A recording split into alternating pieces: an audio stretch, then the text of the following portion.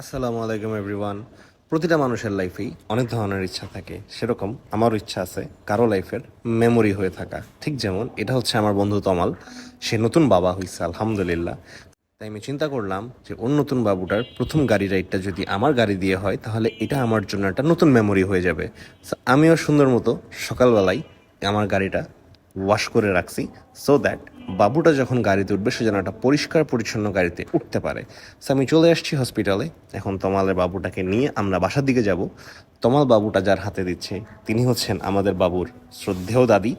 So দাদি এখন বাবুকে কোলে নিয়ে আমার গাড়িতে রাইড দিবে। আলহামদুলিল্লাহ চলে আসছি অলমোস্ট হসপিটাল থেকে বাসায়। বাবু হয়েছে হলো সিটি হসপিটালে আমাদের মোহাম্মদপুরে। তো সেখান থেকে বাবুকে বাসায় নিয়ে আসা এবং পুরা রাস্তাটাই আমার গাড়ি ইমার্জেন্সিতে দিয়ে 10 থেকে 15-এর স্পিডে চালানো হয়েছে।